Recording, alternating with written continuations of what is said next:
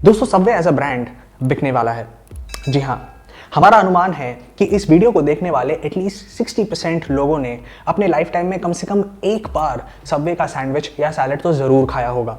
पर ऐसी क्या बात हुई और कौन से ऐसे बिजनेस स्ट्रैटेजीज थे जिनको इंप्लीमेंट करने के बाद सबवे की हालत कुछ ऐसी हो गई? इनके फेलियर के रीजंस जानने के लिए इनकी हिस्ट्री जानना बहुत ज़रूरी है।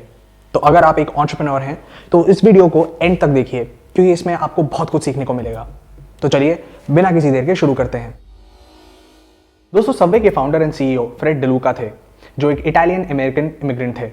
उनकी फैमिली फाइनेंशियली ज़्यादा स्टेबल नहीं थी और उनके पिताजी एक फैक्ट्री वर्कर थे और उनकी काफ़ी बार पोस्टिंग्स चेंज हुई।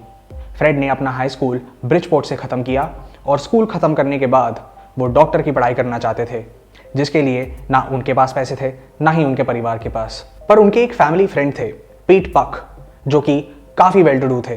पीट बक एक्चुअली एक फिजिसिस्ट भी थे। फिर एक दिन फ्रेड ने पीट को लोन लेने की आस में ये पूछा कि वो और पैसे किस तरीके से जुटा सकते हैं। पीट ने उनको लोन तो नहीं दिया, पर एक बहुत सरप्राइजिंग आंसर दिया कि उनको एक सब स्टोर खोल लेना चाहिए, जो कि एक काफ़ी प्रॉफिटेबल बिजनेस है। पीट हमेशा से इस बिजनेस आइडिया को लेकर काफ़ी कॉन्फिडेंट थे, तो इसीलिए उन्होंने फ्रेड के साथ पार्टनर करने का सोचा और उनको $1000 की इन्वेस्टमेंट भी दे दी। पर स्टोर खोलने से पहले वो पोर्टलैंड के अमाटो सब रेस्टोरेंट में काम सीखने भी गए। उस टाइम अमाटो के सिर्फ 2 स्टोर्स थे और उसके अलावा माइकल डेविस नाम के बिजनेसमैन के माइक सबमरीन्स के नाम की सब स्टोर्स थीं, जिन्होंने 10 साल के अंदर 32 स्टोर्स एस्टैब्लिश कर लिए थे। ट्रेनिंग के बाद उन्होंने 28 अगस्त 1965 को अपना पहला शॉप खोला, जिसका नाम रखा पीट्स सबमरीन। इस शॉप को खोलने से पहले उन्होंने काफ़ी फ्लायर्स बांटे, जिससे कि ऑर्गेनिक ट्रैफिक आ गया, पर जो कस्टमर एक बार आया वो दोबारा नहीं आया। तब उन्होंने सेल्स ड्रिप होने पे काफ़ी सोचा और डिसीजन लिया कि वो एक और स्टोर खोलेंगे, जिससे कि मार्केट की परसेप्शन ये बनेगी कि वो बहुत अच्छा कर रहे हैं और लोग उनके सब्स बहुत ज़्यादा पसंद कर रहे हैं।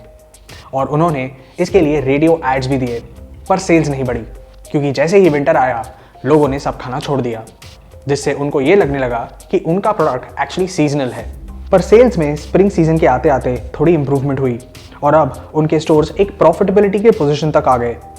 ऐसे ही 8 साल में 1973 तक उनके 16 स्टोर्स हो गए, पर अब वो और जल्दी एक्सपैंड करना चाहते थे।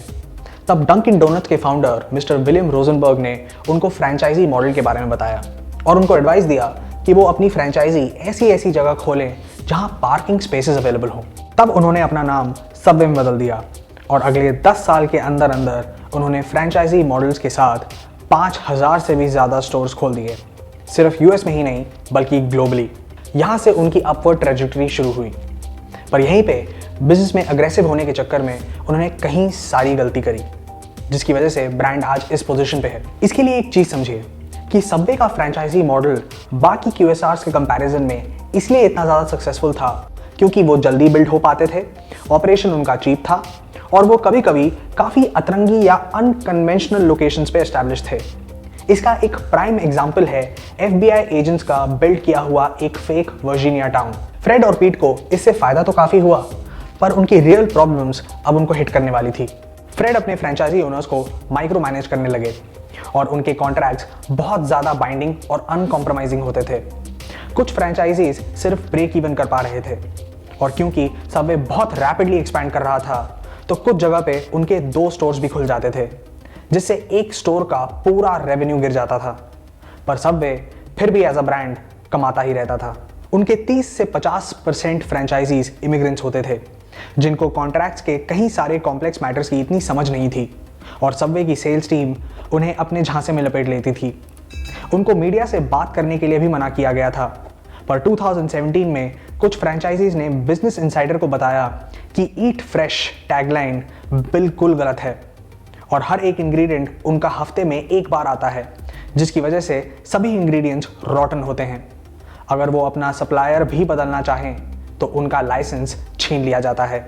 SOPs के ऊपर ऑडिट्स इतने स्ट्रिक्ट होते थे कि मान लीजिए अगर आपने किसी वेजिटेबल को ठीक शेप से भी नहीं काटा तो आपके रॉयल्टी रेट्स बढ़ सकते थे या फिर आपका लाइसेंस ही छीन लिया जा सकता था। पर सबवे की असली प्रॉब्लम अब शुरू होने वाली थी। एक्सपेंशन और दुनिया का सबसे बड़ा QSR बनने की आड़ में वो इतने खो गए थे कि उनको ये नहीं समझ में आ रहा था कि उनके फ्रेंचाइजीज उनसे बिल्कुल खुश नहीं हैं। 1997 में उन्होंने अपने ऐसे 7 सैंडविचेस लॉन्च किए जिनको उन्होंने लो फैट सेगमेंट में एडवर्टाइज किया। और तभी उन्होंने अपने ही एक कस्टमर जेरार्ड फोगल को अपना ब्रांड एम्बेसडर बनाया, जिन्होंने अपने एडवर्टाइजमेंट में ये बताया कि वो पहले कितने मोटे थे और कैसे एक साल तक सबवे के हर दिन 2 सैंडविचेस खा के उन्होंने 245 पाउंड्स लूज किया और वो आने वाले 10 साल के लिए उनके ब्रांड एम्बेसडर भी बन गए। उनके एडवर्टाइजमेंट के बाद उनकी सेल्स मैसिवली हाई होने लगी और प्रॉफिट्स बहुत ज़्यादा बढ़ गए। पर प्रॉब्लम यहाँ हुई कि 10 साल बाद 2015 में उनको एक स्कैंडल में अरेस्ट किया गया, जहां उनके घर पे रेड पड़ी और पता चला कि वो अपने शहर की कई सारी छोटी बच्चियों के साथ सेक्सुअल अब्यूज करते आए हैं। उनको इस कारण 15 साल की जेल हुई और सबवे ने बहुत कोशिश की ये जताने की कि उनको इस बारे में कोई खबर नहीं थी। पर एक खबर और थी कि फोगल की एक्स वाइफ ने सबवे को सू भी किया, क्योंकि उनको फोगल की इस हरकत के बारे में पता था, पर फिर भी उन्होंने अपने प्रॉफिट्स के लिए कोई मेजर एक्शन नहीं लिया। और फिर सबवे के खिलाफ लॉ सूट्स की लाइन लग गई।